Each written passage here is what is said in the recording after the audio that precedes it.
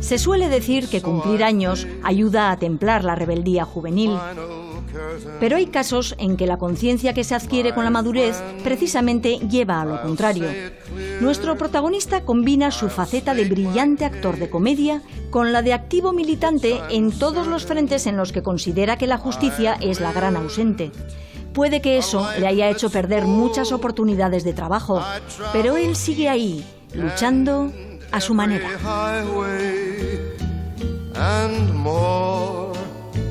Much more than this, I did it my way. Soy medio vasco, claro. Bacalao, el pilpil, cocochas. Ahí en esa montaña están las cenizas de mi padre. Yo siempre le preguntaba con quién íbamos y él siempre me decía que con el más débil. De mi madre he sacado pues ese lado vasco que tiene, de mucha energía, de no dejarse pisar ni atropellar nunca en ningún caso. Algo de la belleza intrínseca a mi sangre hay que decir, ¿no? Vende amor, pero lo único que quiere comprar es sexo. Igual pilla... Católico sola, sí. Siempre he sido muy tocón. Mi abuela, Elena Aulestiarte, pues era bastante de derechas, euskaldun, pero de Paquito. A mí me gustaba más esa vía del asesinato, ¿eh?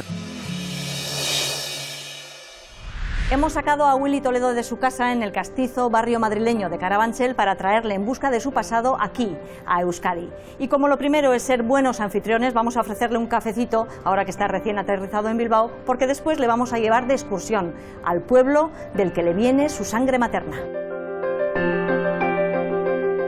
¿Tú eres vasco? Soy medio vasco, claro. O sí, medio, un cuarto medio. Estoy entre un cuarto y un medio. Y además aquí de Vizcaya, o sea que... ¿Y vienes a menudo? ¿Te sientes cómodo? Vengo mucho. Vengo muchísimo desde que era chavalín, desde que empecé a viajar yo solo con mis amigos, con 14, 15 años ya veníamos para el País Vasco y he venido mucho con mi familia. ¿Tú qué tienes de vasco? Pues un poco de todo. Amante de la buena mesa, desde luego. Quizás soy un poco menos familiar de lo que suele ser, digamos, el estereotipo del pueblo vasco, y eso que mi abuela es la típica matrona vasca que le gustaba tener a todos los nietos alrededor.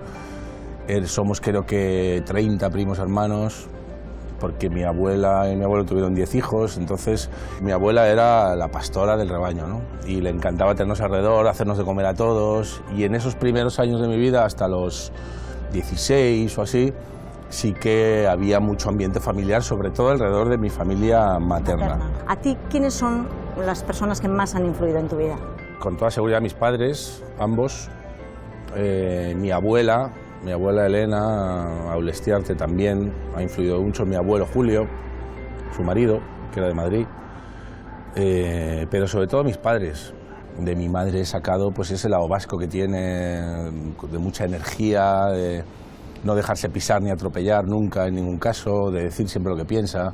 Y de mi padre, pues todo ese gusto por lo más artístico, intelectual, por la poesía, el cine, la literatura.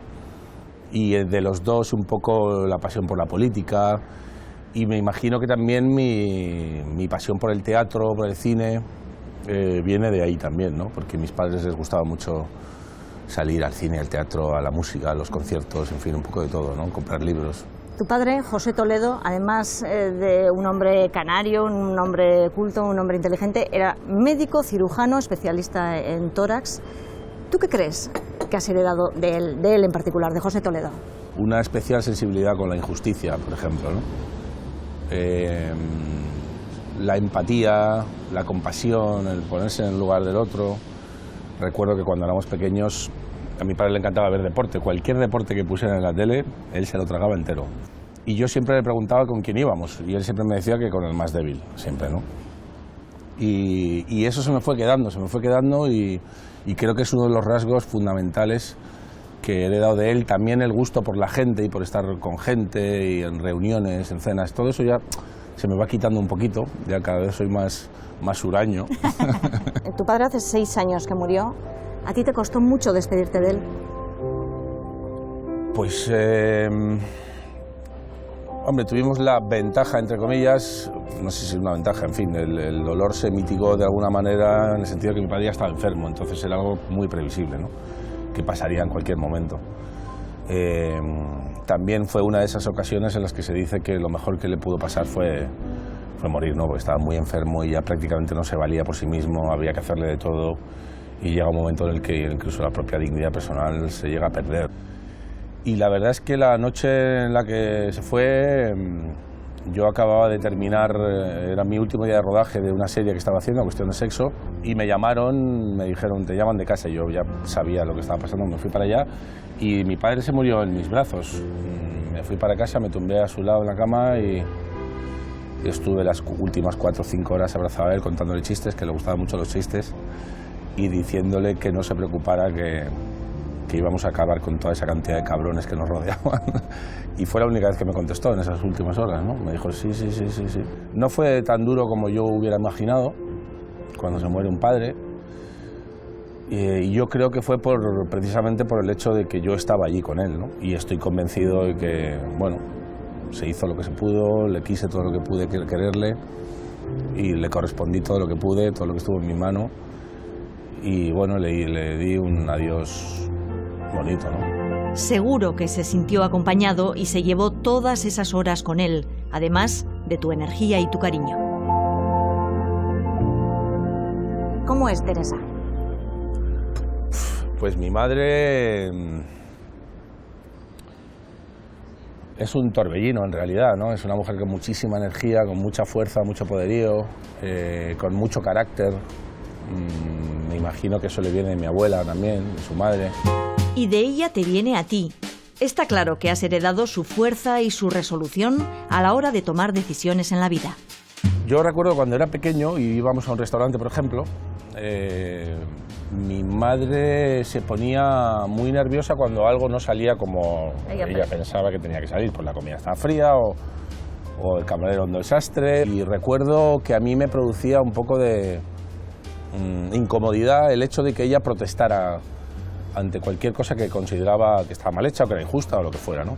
Y además lo hacía sin ningún tipo de miramiento, ¿no? Y con quien fuera. Y yo creo que eso al final lo he heredado de ella, ¿no? De no dejarme pasar por encima en ningún caso. Hemos chocado mucho cuando era yo adolescente, sobre todo, porque yo era muy cabrón. y bueno, mi madre, digamos que viene un poco de la parte más burguesa de la familia. Y bueno, es una mujer que ha querido sacar adelante a sus 4 hijos. ¿Qué lugar ocupas tú entre esas Yo 4? Soy el pequeño. Sí. O sea, has tenido el camino hecho ya. Sí, claro, ya me encontré muchas cosas totalmente trilladas ya, ¿no? Por ejemplo, lo de llegar tarde por la noche, pues claro, ya, mis 3 hermanos mayores, ya habían abierto la puerta. Sobre todo los 2 primeros ya me habían abierto la puerta, ¿no? Es verdad que el más pequeño es el más mimado, ¿no? Sí, no. Bienvenidos sean los mimos. Por algo se dice que una infancia feliz suele ser la antesala de una madurez más sana y mejor. Yo alguna vez te he escuchado decir que tu madre te parió 2 veces. Una el día que te da a luz y otro cuando te rescatan de una depresión. ¿Eso es así? Sí, tal cual. ¿Estamos hablando de hace mucho tiempo o Pues esto poco? fue hace ahora justo 3 años. Venían amigos a buscarme, pero claro, yo había desenchufado el teléfono fijo, había apagado el móvil, no contestaba, llamaban a la puerta y no abría. Y un día vino mi madre y me dijo, o abres o abro. Sacó el carácter vasco. Claro. Y estuve viviendo con ella unos cuantos meses, mientras hacía el tratamiento y las terapias y tal. Y por eso digo que me ha dado la vida 2 veces, ¿no? Y esta ha sido casi más fundamental, ¿no? ¿Y ahora cómo estás? Porque brillo en los ojos tienes, ¿eh? Ahora estoy muy bien. Una relación sentimental tóxica, mucho tiempo sin conseguir trabajo y una situación política que le provoca un enorme rechazo se aliaron en el origen de aquella depresión. ¡Viva Fidel! ¡Viva Maduro! La gente que hemos decidido utilizar gran parte de nuestro tiempo, de nuestra vitalidad, de nuestra energía para luchar contra la barbarie, pues de alguna manera somos unos apestados, ¿no? En algunos lugares. Y la gente piensa que lo que mejor puedes hacer es estar calladito y no protestar porque te va a ir muy mal, y de repente no recibía ofertas de trabajo. En los últimos 5 o 6 años en este país ha recibido una oferta de trabajo nada más. O sea, que ha habido un efecto causa inmediato. tu militancia activa, ¿no? Yo sospecho, para salvar al mundo. Sospecho que sí. No ha sido un acto voluntario que yo no quisiera seguir trabajando, ¿no? Todo lo contrario, a mí me encanta mi profesión y disfruto mucho siendo actor. Bienvenidos a mi mundo, donde todo es perfecto. Es que no te lo quería decir porque, coño, contarte que estoy con una chavala estupenda y muy contenta y tal, cuando a ti te acaban de dejar tirada, pues... Uy. No, sí, no pasa nada. Voy por mi camino sin preocupación. Pasa la gente y me mira mal, pero no me importa, a mí me da lo mismo.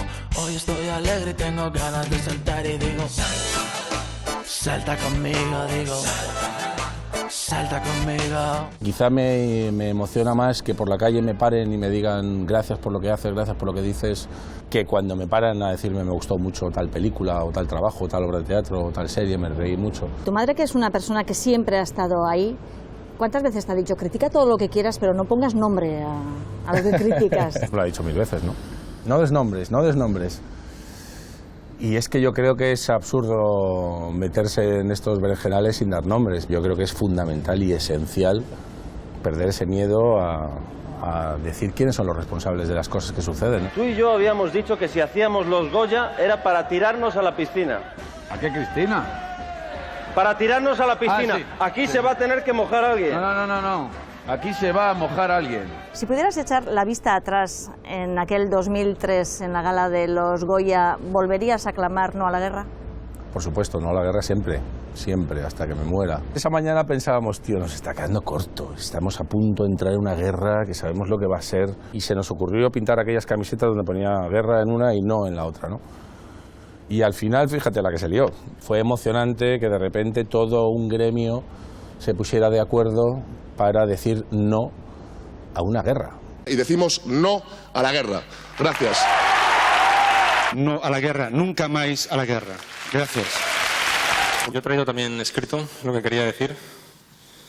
Y dice no a la guerra. No a la guerra.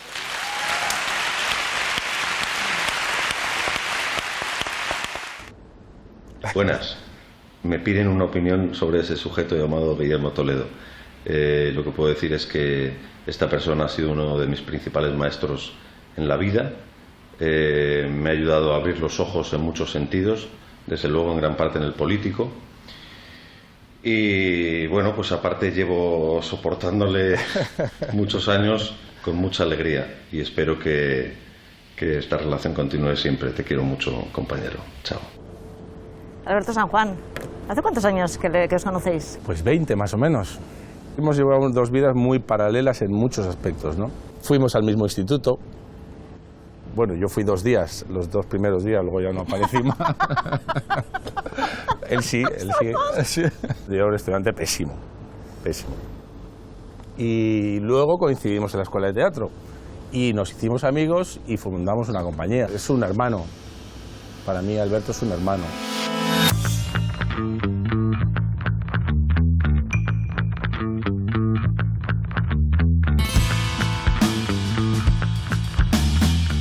Estamos haciendo una obra sobre el rey ahora, por cierto. Según la nueva ley Mordaza, es un delito de terrorismo desde el segundo 1 hasta que termina. Lo que sabes es que la ley Mordaza considera ya que se ha aprobado cualquier tipo de ofensa al monarca o a la monarquía como un delito de terrorismo.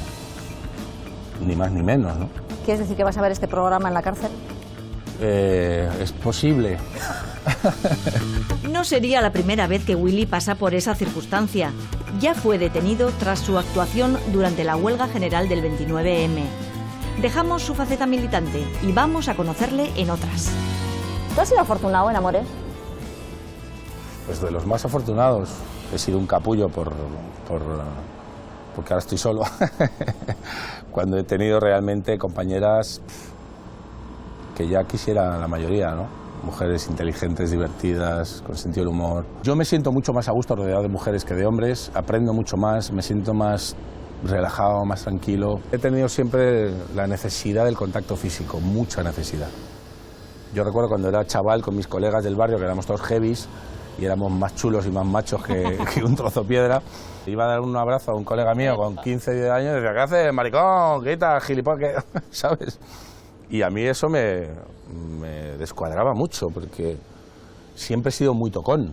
Entonces, sentirme rodeado de mujeres, de alguna manera me he sentido protegido. Y eso, pues, a mí me hace mucho gustirín, ¿no? Pues, ¿sabes? Vamos a seguir hablando de mujeres, pero es que te voy a llevar de excursión. Venga, vamos. Porque vamos a ir al ver, pueblo... chavalas. Sí, chavalas. Al pueblo de tu abuela, de tu bisabuela. Hostia, ¿Vienes a Marquina, Semain? Hombre, por supuesto.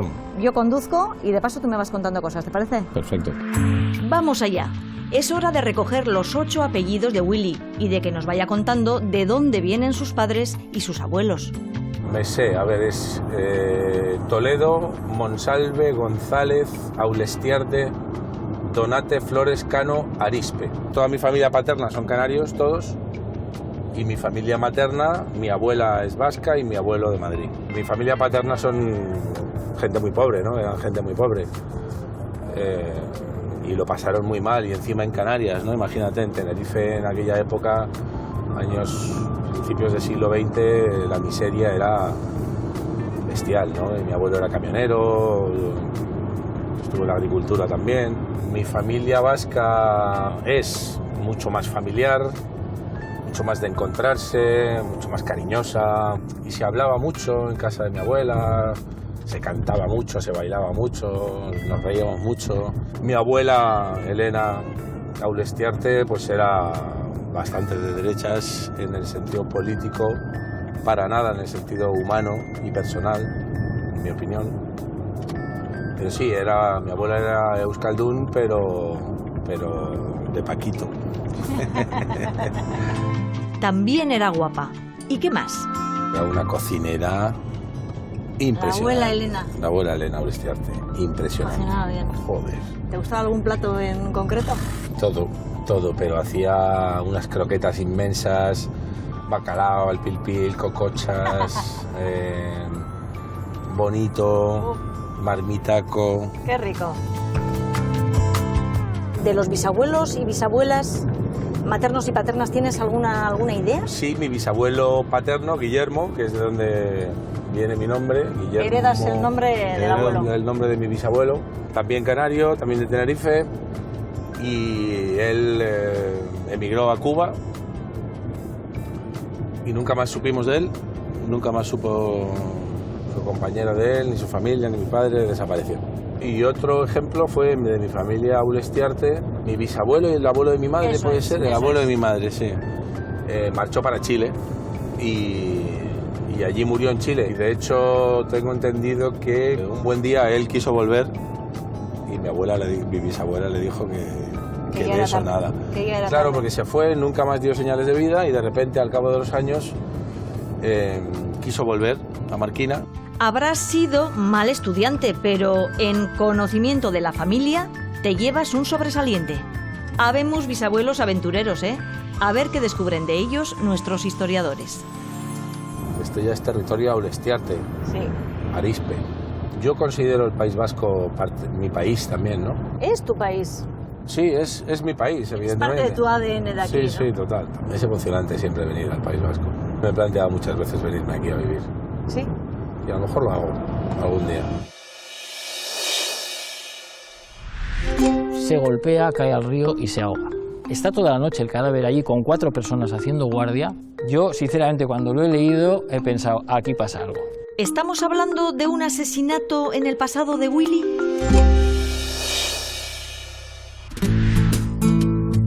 Mientras las reflexiones de nuestro invitado viajan por este paisaje que quizás se convierta en su futuro hogar, llegamos a Marquina, a la casa de su abuela Elena y su bisabuela Emilia. Y aquí empezó todo. Aquí empezó todo. Por lo menos estar en la Aquí casa empecé yo. de tu bisabuela, efectivamente.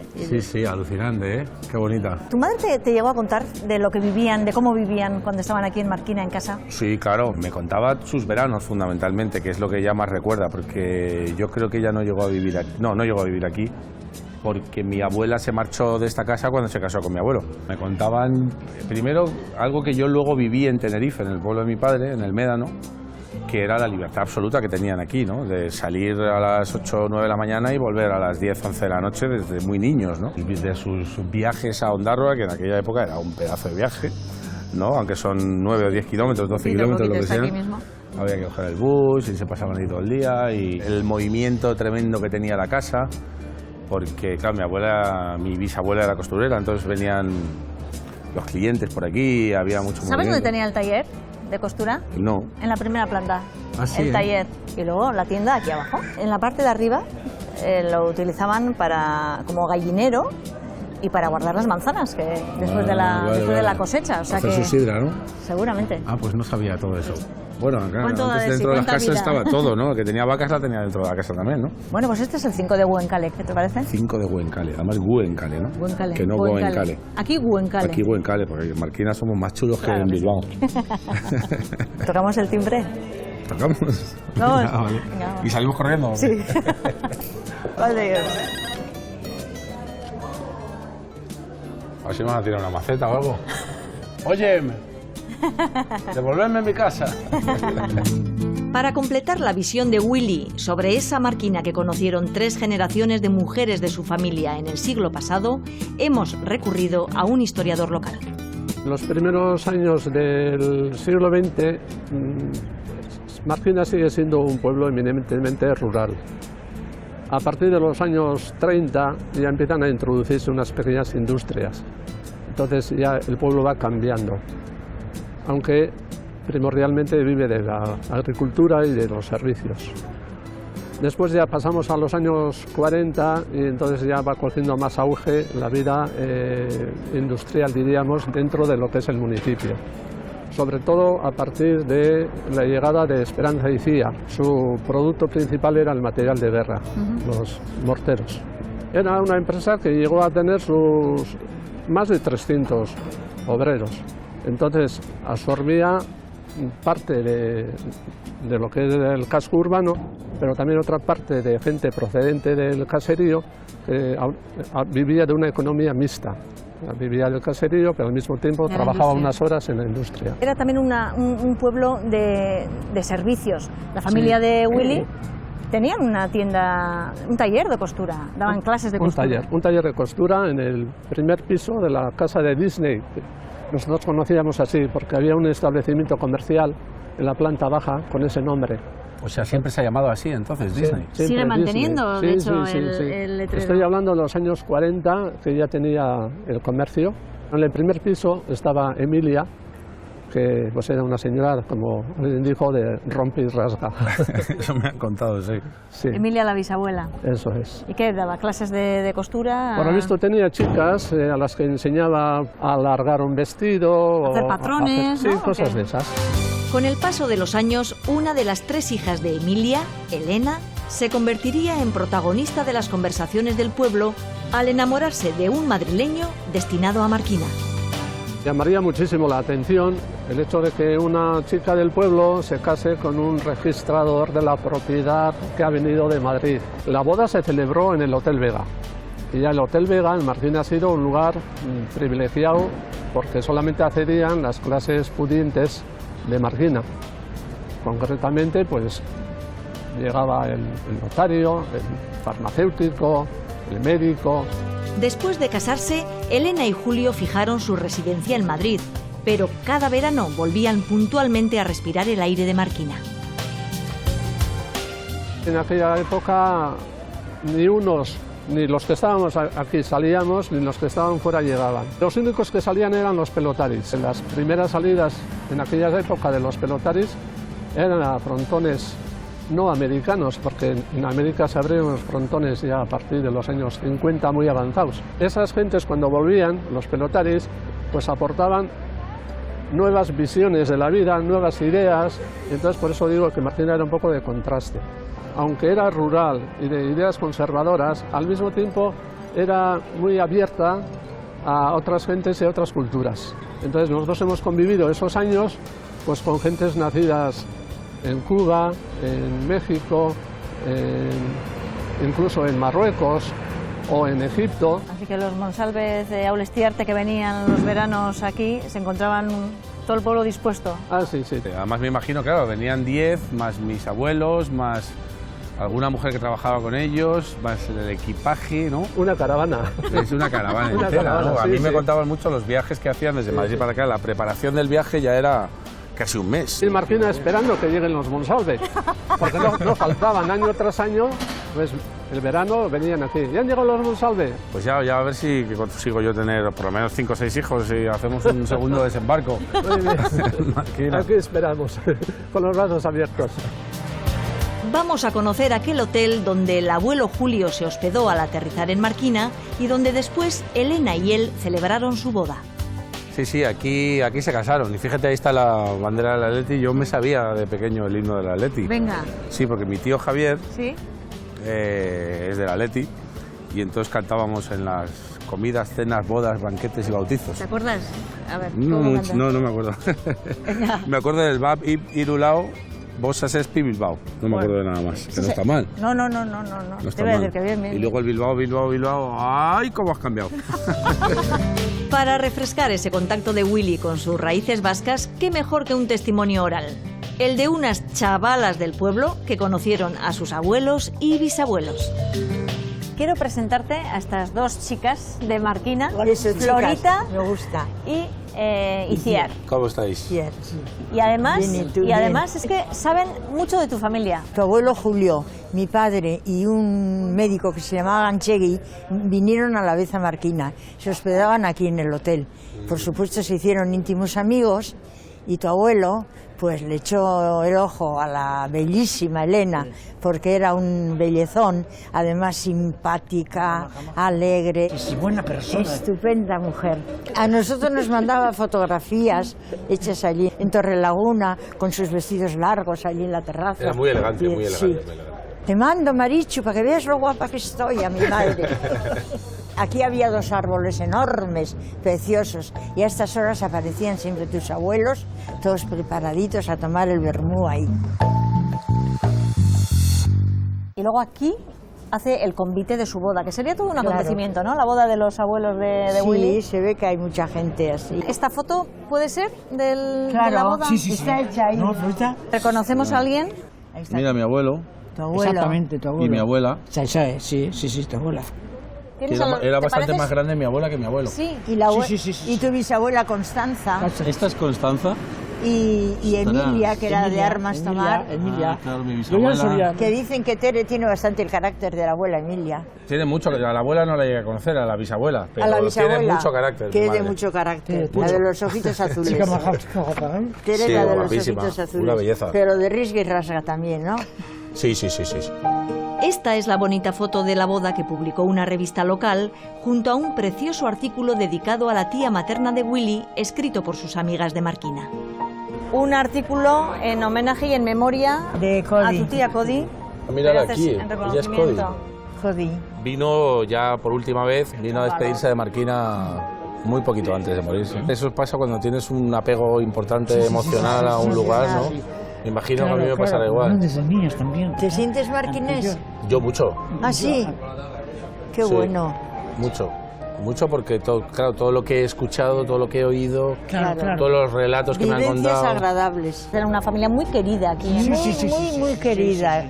Dejamos ya a Florita e Itziar. Un último paseo por el pueblo y toca despedirnos de Willy. Con todo lo que nos has ido contando, más las cosas que hemos ido averiguando en esta etapa de Marquina, tenemos información más que suficiente para que nuestros historiadores empiecen a trastear en tu árbol genealógico. Perfecto. Cuando tengamos todo esto, te vuelvo a llamar y nos encontramos de nuevo. ¿Te parece? Gracias. A ti. Es que ricasco. Igual vino de incógnito y no se ha enterado nadie. A nosotros nos han contado otra historia. Es lechera, verdulera y churrera. O sea que la familia mía entonces eran herreros. Pues podría ser. Podría ser, ¿no? Tenemos documentos, o sea, testamentos en los que se habla hasta de 800 misas. Claro, eso es mucho dinero. Pero hay que hacer un rastreo del dinero también, ¿no? A ver, si ¿dónde ha me quedado? toca algo. Joaquín muere ahogado el 28 de diciembre del año 1800. Acuden los CSI de Marquina y de Semain a ver qué es lo que había pasado. Vamos a seguir más allá de Ramón, que en el momento es mi héroe familiar. Hombre, tampoco la hija le parece tener mucho aprecio, ¿eh? Todo esto no es que yo no lo supiera, es que no lo sabe nadie. Me parece increíble. Por eso yo creo que mi familia no conoce, tengo que traerlos a ver este caserío. Es emocionante, ¿eh? Para empezar a contarle a nuestro invitado lo que hemos ido averiguando, hemos elegido un escenario con mucho significado. Una casa. La casa de los suyos. Te quejarás de los lugares que elijo para nuestras citas. Joder, es alucinante este sitio, ¿eh? Pues tengo el enorme honor y privilegio de presentarte al caserío Gavijola, que es donde vivieron tus antepasados, al menos durante 3 generaciones. Increíble, ¿no? De los Aulestiarte. Claro, estamos hablando de 150 años, ¿no? Al menos algo más de 100 O años vivieron aquí. Impresionante. ¿Te gustaría verlo más de cerca? Me encantaría. Venga, vamos. Vecino de Marquina, sociólogo y autor de varios libros sobre la historia de su pueblo, Pachi Juaristi nos va a explicar cosas muy interesantes sobre este baserri. Este caserío se llama Gavijola. ¿Nos puede dar información, el propio nombre del caserío? Si analizamos la palabra Gavijola, pues observamos que tiene 2 palabras, gavia, y gavia significa martinete, y por otra parte ola, que significaría fábrica. Entonces lo podríamos traducir como lugar en el que hay un martinete, o simplemente lo podríamos traducir como ferrería. ¿Ferrería también sí, aquí? Eso es, porque esto antiguamente era una ferrería. En toda esta cuenca del río Artibá y en sus afluentes Urco y Amalloa, pues había en el siglo XVI-XVII en torno a 25 ferrerías. Por una parte porque bueno, pues el agua tiene suficiente fuerza para mover pues la gavia, para mover el martinete y los fuelles y para poner en marcha una ferrería. Por otra parte, esta zona pues estaba llena de bosques que permitían obtener mucho carbón vegetal, que era una de las materias primas que se utilizaban para esto, y por otra parte, a través del mar se traía con bastante facilidad el mineral de hierro desde Somorrostro. Entonces, todo lo que se necesitaba para que funcione una ferrería, pues estaba bastante cerca de aquí. O sea que la familia mía entonces eran herreros. Pues podría ser. Podría ser, ¿no? Gran parte de la economía de la zona se basaba en las ferrerías. No solo las personas que trabajan en la ferrería, trabajaban muchísimamente en los bosques, pues plantando árboles, cortando árboles y haciendo carbón vegetal. El hierro venía por barco hasta los puertos de Lekeitio y de Ondarroa, sobre todo a Ondarroa en este caso, y claro, desde el puerto de Ondarroa a las ferrerías, a esas 25 ferrerías, había que transportarlo. Entonces eso suponía pues que mucha gente trabajaba en este sector. De trabajo indirectos que llamaríamos hoy en día, ¿no? Si analizamos quiénes eran los dueños de las ferrerías, eran pues un poco los señores que más dinero tenían en la zona, ¿no? Las grandes familias, los grandes nombres, pues los Barrueta, los Mugartegui, toda esa gente eran los dueños de las ferrerías y era una fuente de ingreso muy importante para ellos. Habrá que hacer un rastreo del dinero también, ¿no? A ver si me toca algo. La llegada de los Altos Hornos a Euskadi hizo que estas instalaciones desaparecieran completamente. Las ferrerías van decayendo porque no pueden competir con el hierro europeo y poco a poco se irá reduciendo el número de ferrerías. Antes os he dicho, en los siglos XVI-XVII habría en torno a 25 ferrerías. Ya en el siglo XVIII nos encontramos con 12 ferrerías. Y ya en el siglo XIX, a finales del siglo XIX, solamente 5 ferrerías. ¿Estaría Gavijola o no? No. Las primeras fechas que tenemos en relación a esta ferrería son de 1495. ¿Cuándo se cerró? Podemos pensar que se cerraría entre el siglo XVII y el siglo XVIII. Pasado ese primer boom. Que en todas esas pequeñas empresas el fuego dejara de encenderse dejó sin trabajo a muchas personas. Unos buscaron nuevas oportunidades en núcleos industriales cercanos, mientras otros se arriesgaron a cambiar de continente. A Estados Unidos y a Sudamérica, muchísima gente, y luego la emigración pues a la zona de Bilbao. Dentro de la geografía, Eso ¿no? es. A la zona de Bilbao, que en ese momento pues estaba viviendo su revolución industrial. Claro, sí. ¿Qué me dices? Mira, pues que, claro, un bisabuelo mío se marchó para Chile. Sí, las estadísticas son abrumadoras en ese sentido. Volviendo a la actualidad, vamos a ver si encontramos a nuestro personaje anónimo tras la puerta del caserío Gavijola. ¿Quedará aquí algún Aulestiarte? Llamo entonces. Sí.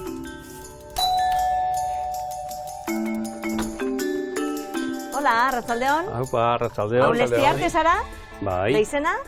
Jesús María Aulestiarte Arregui. Jesús María Aulestiarte. Pues este es Willy Toledo y tiene Aulestiarte de cuarto apellido. Encantado de conocerle. ¿Ah, sí? Cuarto apellido, sí, señor. Joder. No sabía que tenía unos parientes tan famosos. Yo conocí a Emilia Arispe. Emilia era mi bisabuela.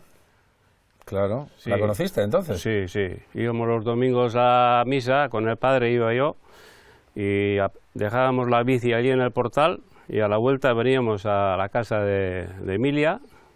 Ahí en el centro de Marquina. Sí. Y allí pues se nos daba, lo que sea, café con leche o con galletas y eso, y pasábamos allí un rato bueno. El marido de la Emilia... ¿Marido de Emilia era?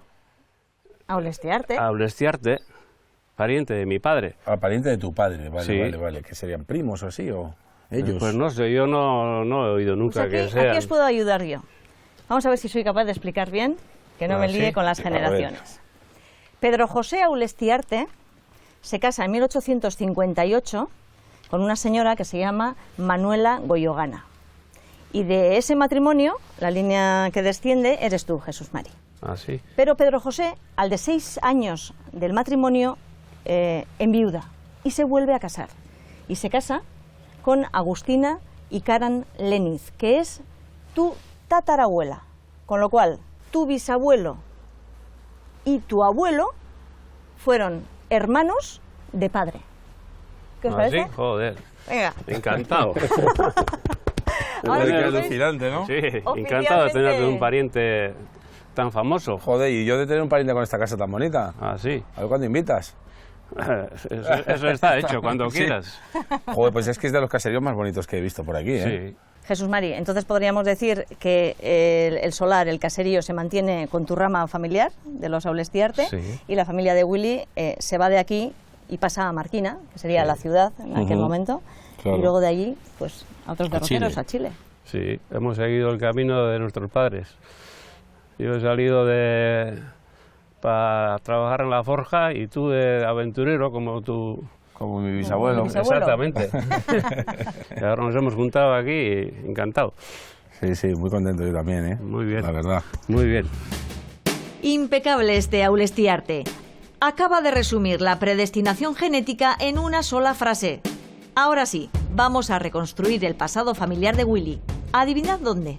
Estando en Marquina, nos parece súper oportuno venir aquí, a este frontón, y dibujar ahí tu árbol genealógico. Hostia, pues muy buena idea. ¿Vamos? Vamos Venga. allá. Aquí está el jefe de nuestros historiadores dispuesto a impartir clase tiza en mano. Vamos a empezar directamente por ti. La rama paterna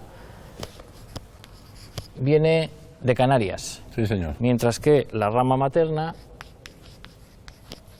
es la rama vasca. Esta es la que nosotros hemos podido seguir mejor. Así que de esta nos tendrás que contar tú. Vale, cosas, vale, sin problema. Entonces, bueno, pues tenemos aquí a tu padre José, hijo de José, de original todo. y Armenia. Eso sí es original, Aquí ¿ves? sí que tienes un punto más original, efectivamente, que a su vez son hijos de Guillermo, o sea, Willy, como tú. Sí, señor, y ahí viene mi nombre. Efectivamente, y Matilde. Toda esta parte de mi familia paterna son todos de la misma zona de Tenerife, del sur de Tenerife, la zona de Arona, Abona, etcétera, etcétera, Granadilla, y eran pueblos, el Médano, que es el pueblo donde han vivido casi toda su vida, y es el pueblo que yo más he conocido, era un pueblito pequeñito, tendría 800 habitantes, de pescadores, muy pobre, y yo lo recuerdo y lo conozco sin asfaltar las calles, sin luz, cortes de luz continuos. Era una especie de retiro en el mundo, ¿no? Un sitio espectacular. Y la parte un poquito más hacia la montaña, que es donde nació mi padre y mi abuelo, que es Granadilla, el Charco del Pino, el Salto, que es donde nació mi abuela Armenia, es eminentemente agrícola. O sea, que ahí fue el turismo el que supuso el cambio radical. Sí, sobre todo en las zonas costeras. El Médano, que es el pueblo donde hemos vivido y donde tenemos todavía casa, sí, hubo un boom gigantesco y destruyeron el pueblo directamente, ¿no? Vamos a ir, como nos gusta hacer, ilustrando el árbol. Ahí tenemos a tu padre, padre José, y de una forma más genérica ponemos la zona, el espacio. El Médano. En el que tú estuviste. Esa es la montaña roja, y ahí en esa montaña están las cenizas de mi padre. Dentro de esta línea de dificultades y de ser una zona complicada para salir adelante, habrá que situar probablemente lo que hemos oído de que tu bisabuelo Guillermo emigró a Cuba. Sí, sí.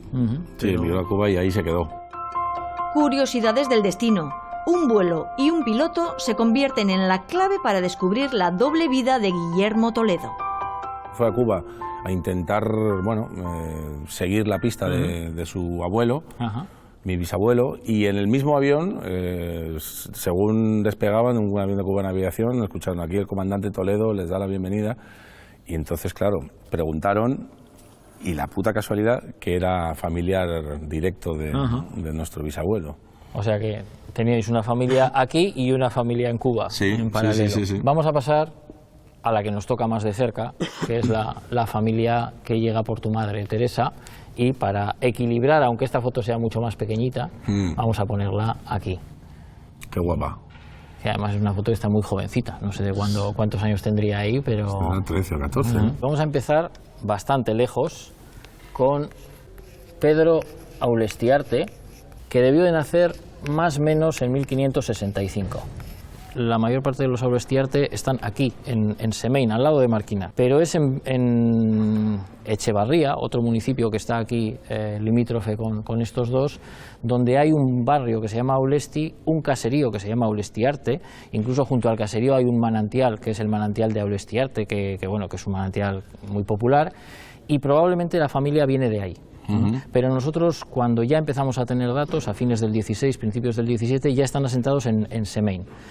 Hoy en día el municipio es Marquina Semain, pero esto es una unificación reciente de hace unos pocos años, porque inicialmente eran dos municipios independientes, que curiosamente compartían la misma iglesia, algo que no suele ser habitual, pero son totalmente distintos. Marquina es una villa y Semain es una anteiglesia. Tu familia va a ser de Semain casi siempre. Solamente hace unos pocos años dentro de todo lo que estamos hablando, tu bisabuela ya se vino al casco urbano, a la villa, y entonces ya dejasteis de ser de anteiglesia.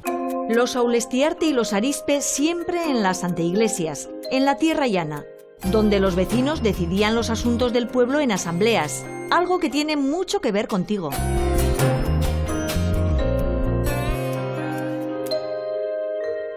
Pedro tiene un hijo, que es Martín. Martín casa con María, o mejor dicho, no casa con María. Y precisamente los pongo porque son un poco peculiares. Cuando nace su hijo Domingo, decías lo de la originalidad de los nombres en aquel lado, pero aquí entre Martínez y Domingos copáis el árbol genealógico. Se especifica en el acta bautismal que ellos dos son libres, es decir, no están casados. Lo que se recoge... ¿De qué época es esto más o menos? Pues hacia 1600. Bueno, él nace en 1622, ellos nacen hacia 1600. Entonces en 1622 ellos son libres, no están casados. Y no hay ningún problema en recoger esto en el acta bautismal de tu antepasado Domingo, porque no es algo que en aquella época preocupe especialmente. Se conoce como el matrimonio de palabra, es decir, dos personas se quieren casar. Además es curioso porque normalmente esto se da en los matrimonios, digamos que por amor, porque si el matrimonio está convenido, está concertado, esto se hace oficialmente, como Dios manda y nunca mejor dicho. Pero cuando dos personas deciden que se van a casar, pues miran para arriba y dicen, oye, que estamos casados. Entonces se dan palabra de matrimonio. Esto da lugar a personajes como puede ser don Juan Tenorio. Es un personaje del siglo XVII, es decir, de esta época. Lo que él está haciendo es, las enamora, les promete que se va a casar con ellas, entonces ellas consideran que ya están casadas, lo que pasa es que él vende amor, pero lo único que quiere comprar es sexo, entonces ahí es donde falla el trueque. No. Tranquilo, Willy, Martín no siguió el ejemplo de ese don Juan Tenorio que volaba de flor en flor. Él quería a María y cumplió con su palabra. Seguimos en Semain y nos vamos a saltar un par de generaciones, que no pasa nada especialmente sensible, y llegamos a Juan. Juan nace en 1717. Se va a casar con Ana María Galarza. Procede de una familia importante. Los Galarza son un linaje guipuzcoano que ya los tenemos documentados desde el siglo XIV, participan en las guerras de bandos. La familia se va ramificando y una rama viene a Vizcaya y concretamente se asienta en el municipio de Larrabechu. En 1751, el padre de Ana, la fecha es importante, su padre, Juan Bautista, hace testamento. Y entonces, Juan Bautista ha casado 3 veces. En ese momento está casado, en 1751, con su tercera mujer. Ana María es la única hija del primer matrimonio. Entonces, cuando hace testamento, empieza a repartir sus posesiones entre sus hijos. Y a Ana María le deja una casa que tiene en Larrabechu, una casa que se llama Galarza, o sea, que quiere decir que es un poco su solar de asentamiento. Le deja esa casa y algunas otras cosas con la condición de que pague 2/3 de sus funerales. A una hija del segundo matrimonio le va a dejar otra casa que tiene en un municipio próximo con la condición de que pague 1/3, el tercio restante, de sus funerales. Esto tiene su explicación, como luego vamos a ver. Y a las otras hijas que tiene de ese segundo matrimonio, lo que les va a dejar es a una cama y a la otra un arca, y además les da un real y un árbol de sus posesiones, y con eso, dice, las aparta de la herencia. Y esto es algo que permitía el fuero. Pues solo queda sentarse a esperar que el real se multiplique y el árbol dé muchos frutos, porque si no... Normalmente las casas, los caseríos con sus posesiones, claro, si los divides a partes iguales entre todos los hermanos, hermanas que hay, pues en 3 generaciones te has quedado sin nada. Eso es lo que obliga la ley, por decirlo así, ¿no? Eso es. Mira, aquí tenemos una copia de parte de ese testamento. Una de las cosas que estipula es que sea su mujer la que se ocupe de organizar su funeral y entierro, y dice una cosa que puede resultar curiosa. Dice, amortajado con el hábito que ella ordenare, o sea, su mujer. ¿Esto qué es?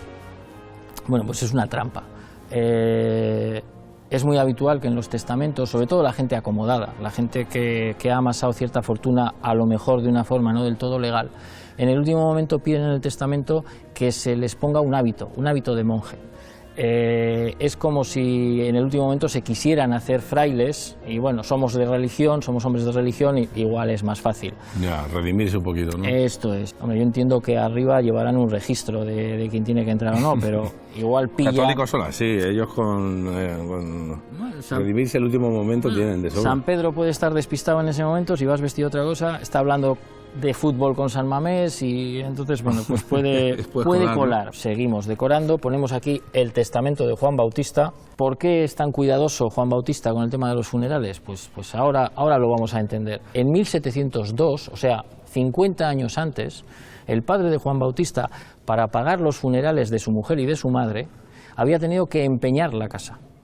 O sea, había hipotecado la casa para poder pagar los funerales. Esto nos parece absolutamente desproporcionado, pero era algo relativamente habitual en esa época.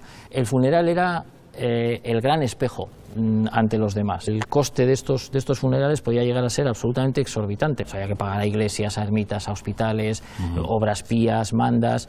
Había que pagar músicos, había que pagar algo que las cuentas de las iglesias suelen recoger muy bien, la cera y el aceite. Y sobre todo había que pagar misas. Normalmente los muertos en sus testamentos decían, bueno, y por mi alma se recen tantas misas. Tenemos documentos, o sea, testamentos en los que se habla hasta de 800 misas. Hostia. Claro, eso es mucho dinero.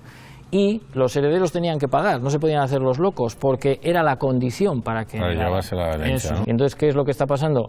Pues que las familias se están endeudando, y de hecho ellos nunca van a recuperar el caserío. Han perdido ese caserío porque 50 años antes habían tenido que hipotecar el caserío para pagar 2 funerales. Desde luego, hay herencias que son como caramelos envenenados. Mejor no recibirlas. Hoy te desahucian de tu casa por no poder pagar la hipoteca. Entonces el problema era no poder costear los funerales. Alguien le tenía ganas a este y han pensado que no se ha caído al río, sino que alguien le ha ayudado a caerse al río. Yo creo que esta es la parte un poco oscura de tu familia. Me gusta, me gusta.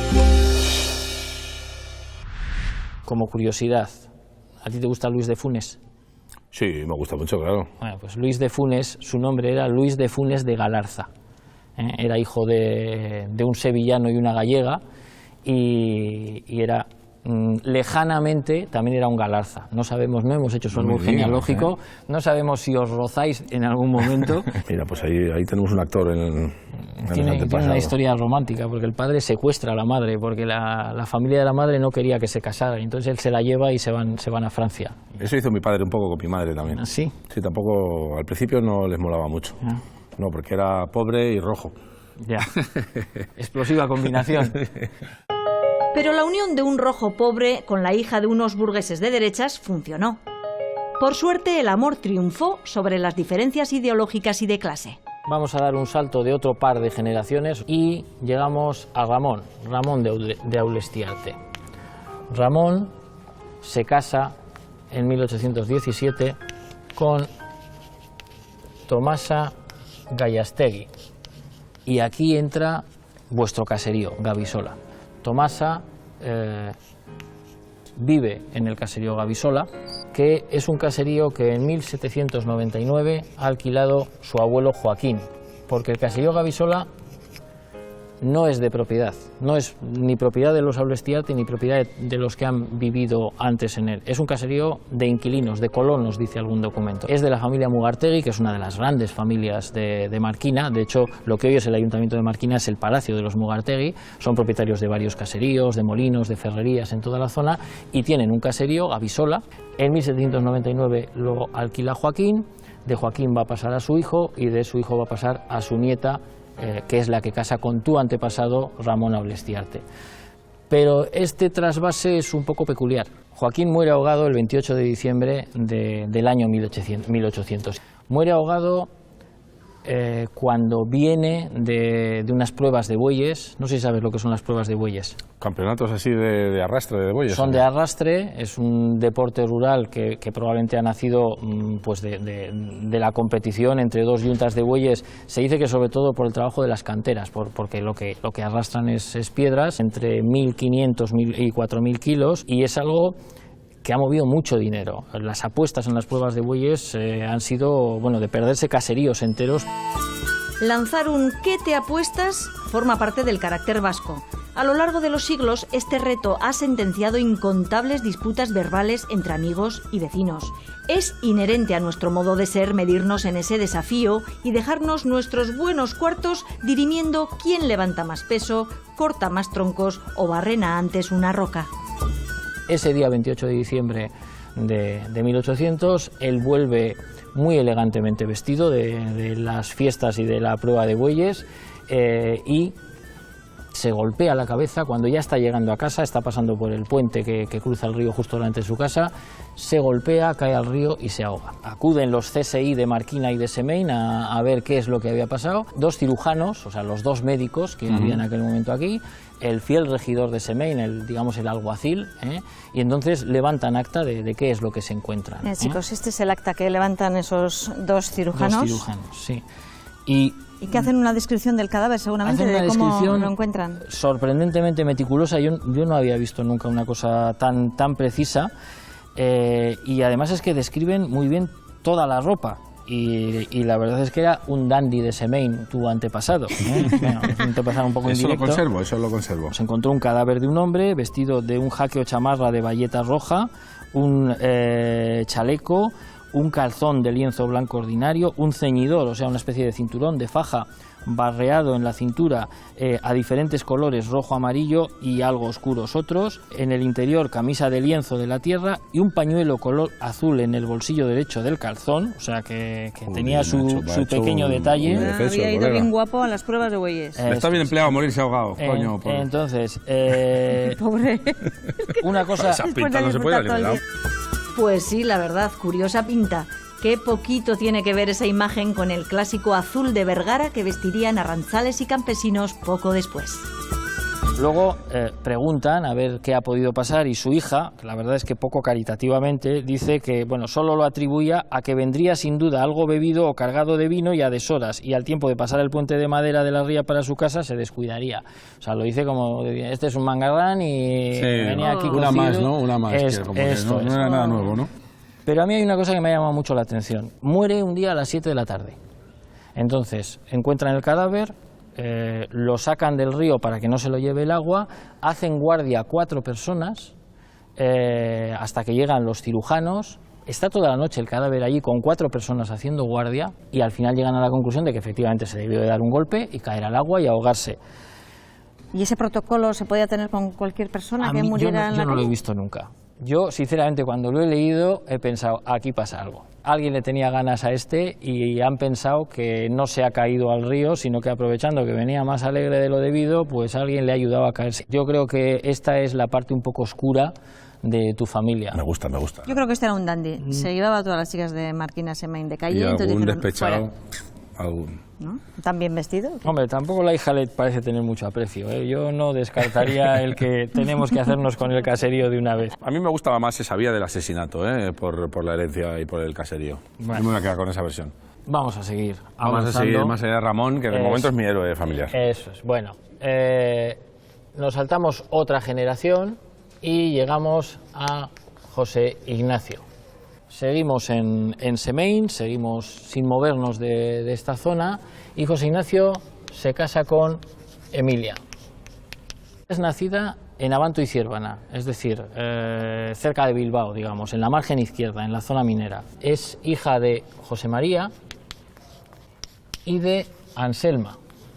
Se casan muy jóvenes, él tiene 20 años, ella tiene 19 años, él es albañil, probablemente son gente que él está trabajando en la construcción de jornalero, y entonces, bueno, pues se mueven allá donde hay trabajo. Y están cambiando mucho de sitio. Ya cuando llegan a Bilbao, parece que se asientan, en 1880 y poquito están en Bilbao, y pasa una cosa curiosa.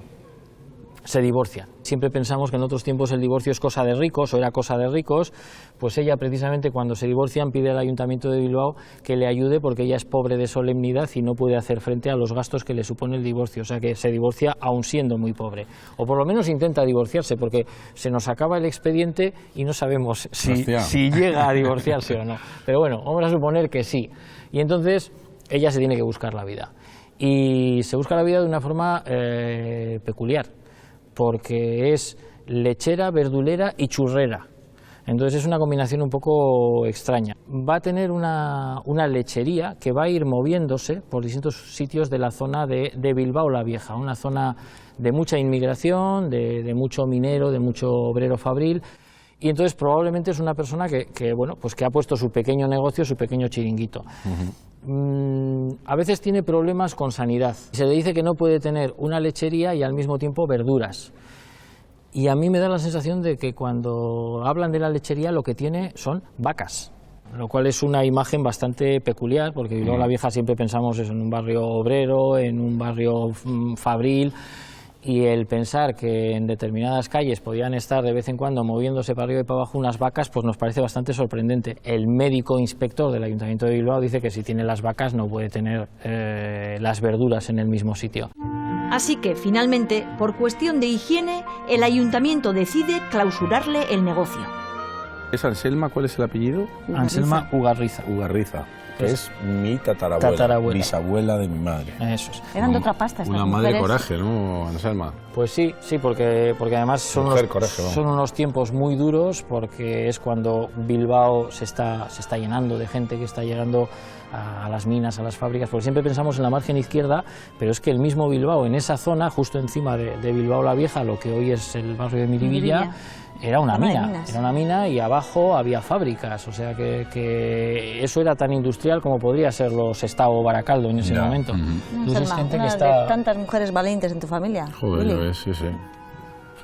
Buena estirpe de mujeres, sí. Ahora que sabemos algo más de los padres de Emilia Arispe, la bisabuela costurera de Huencale, vamos a ver si tenemos alguna novedad de su marido, el que se fue a Chile. José Ignacio Aulestiarte y Emilia Arispe. Que estos son ya mis bisabuelos, Tus ¿no? bisabuelos, aquí está él y aquí está Emilia. Mira, no había visto yo nunca fotos. Entonces, Ignacio es el que se fue a Chile, el que emigró a Chile, ¿no? Eso es, el que se fue a Chile. Que no sé si tú tienes información sobre cómo fue... Pues sí, lo que yo sé es que se marchó a Chile, parece ser que no le debió ir muy bien o lo que fuera, y entonces llamó a Emilia, a su mujer, mi bisabuela, para decirle que volvía para acá, y Emilia, por lo visto, por lo que yo sé, le dijo que tururú, olvídate de mí porque tú te marchaste, no supe nada más de ti durante años y ahora no quiero que vuelvas para nada. Bueno, pues a nosotros nos han contado otra historia. Lo que nos han dicho es que efectivamente José Ignacio fue a Chile y allí, bueno, debió de conseguir hacer un poco de dinero, y entonces al cabo de unos años a tu bisabuela Emilia le mandó dinero y parece que pasajes para que se fueran ella y tu abuela y sus hermanas, es decir, Emilia y sus 3 hijas, para que fueran para allá. O sea, que no fue el que llamó diciendo voy para allá, sino veniros para acá, ¿no? Exactamente. Vale. Y entonces parece que Emilia sopesó el tema de mes y medio con las 3 chiquillas en el barco y dijo, esto es un marrón muy gordo, y entonces dijo que no, que ella no iba. Y bueno, pues José Ignacio siguió allí, y Emilia, con tu abuela y sus hermanas, con sus 3 hijas, se mantuvo aquí, pero en algún momento José Ignacio volvió, porque José Ignacio está enterrado aquí, en Semain. Lo que no sabemos es cuándo volvió, y lo que no sabemos es si cuando volvió fue a visitar a Emilia o no fue a visitar a Emilia. Yo pensé que nunca más volvió. Igual vino de incógnito y no se ha enterado nadie. Yo tengo un abuelo que hizo alguna de esas. Bueno, pues ya tenemos un asesino y un incógnito. Bueno, vamos a poner aquí la foto de la casa de Emilia, aquí en Marquina. Y de José Ignacio y Emilia, ya llegamos a mi abuela. Tu abuela Elena Aulestiarte. Emilia y Elena ya no viven en Semain, ya no viven en el mundo rural. Ya Emilia se ha trasladado a lo que aquí se llama la calle. Ya no son vecinas de la anteiglesia, sino que son vecinas villa, ¿no? de una villa. Y aquí es donde Elena va a conocer a Julio Monsalve, registrador de la propiedad, cuyo primer destino es Marquina, y surge el amor, y de aquí ya vamos a llegar, aunque hemos subido mucho, a Teresa. Seguimos colocando a tu familia en el árbol. Aquí está mi abuelo tu abuelo Julio y tu abuela Elena. Algo de la belleza intrínseca a mi sangre hay que decir, ¿no? Heredada por mí. Es algo que se dice en Marquina, que los Aulestiarte, claro, tú ya el Aulestiarte lo tienes de cuarto. Bueno, pero la belleza la mantengo. Algo rozará. Lo importante está. Pero aquí se dice que los Aulestiarte y las Aulestiarte son un clan muy guapo, son bellezones. Sí, ¿no? Eso se dice. Yo ya digo, en tu caso, pues bueno, habrá que valorar.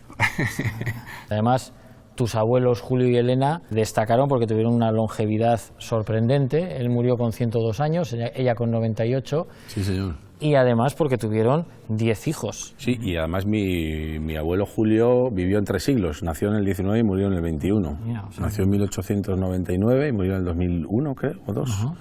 Alucinante. Todo el siglo XX entero se lo chupó. Pues vamos a poner a buena parte de esa familia, no está toda, falta alguno de tus tíos. Esta es mi madre, belleza espectacular. Y ahora vamos a poner la foto origen de todo, sí. El caserío Aulestiarte, que en realidad es el caserío del que probablemente procedéis. Y nos falta también colocar la foto de nuestro protagonista. El protagonista principal. Lo colocamos aquí, junto a su nombre. Y con esto, más o menos, tenemos cerrada la historia. Bueno, Willy, esta historia que arrancamos en 1565 y nos venimos hasta hoy, ¿qué te ha parecido? Alucinante. ¿Alguno con el que te hayas quedado particularmente? Sí, claro, mi favorito para siempre va a ser Ramón y Tomasa, que yo creo que acabaron con la vida de su padre, del abuelo de Joaquín. Ha sido impresionante, ¿eh? Impresionante, porque mira que se cuentan muchas cosas en la familia siempre, pero hay... Claro, todo esto no es que yo no lo supiera, es que no lo sabe nadie. Antes de terminar, quiero que escuches las palabras de una persona. José Toledo fue una de las personas más generosas que yo he conocido en mi vida. Él era un hombre que se desvivía por su familia, por toda su familia. Él vivía para los demás. Era un médico ejemplar, un científico extremadamente riguroso y una persona de un afecto indestructible por los otros. La verdad es que me parece un lujo haber sido amigo suyo. Es un buen amigo de mi padre y de la familia, vamos.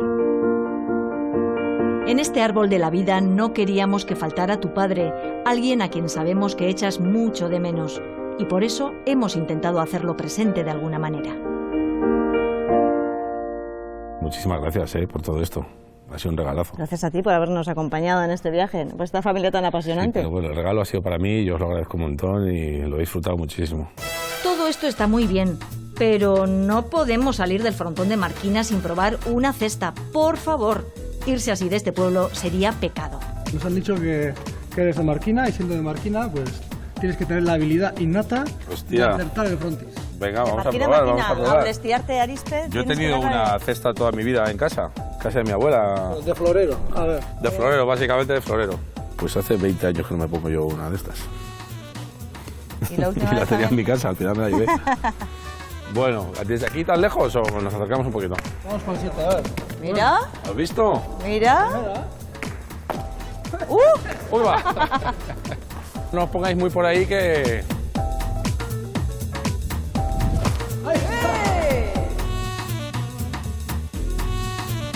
¡Bien! ¡Baja!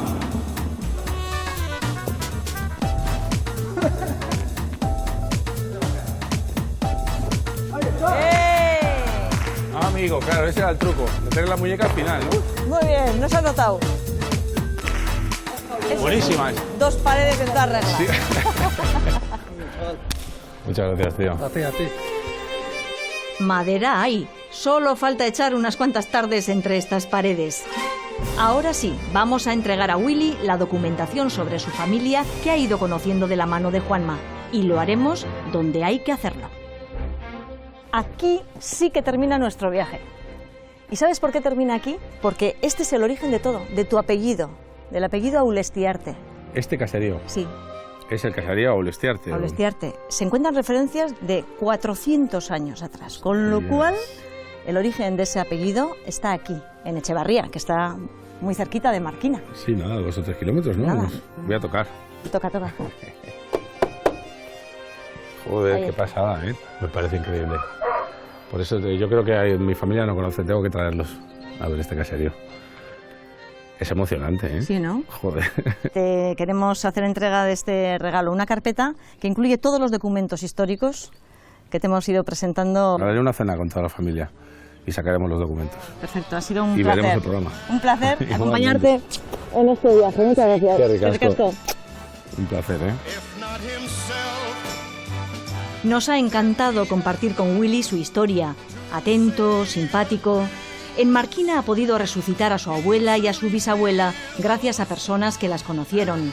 Ha descubierto que además de sensibilidad y conciencia social, por sus venas también hay trocitos de hierro de la ferrería Gavisola. Se ha reconciliado con un bisabuelo aventurero no tan canalla como él creía y ha ganado un curioso héroe familiar, aquel Ramón que parece que asesinó a otro pariente suyo. Willy vuelve a Madrid orgulloso de constatar que viene de una estirpe de mujeres valientes y de saber que en pleno siglo XVI había parejas, como sus antepasados, que se unían solo por amor, sin papeles. Esto va mucho con él. Nosotros volveremos la semana que viene con otros apellidos y con otras historias. It was my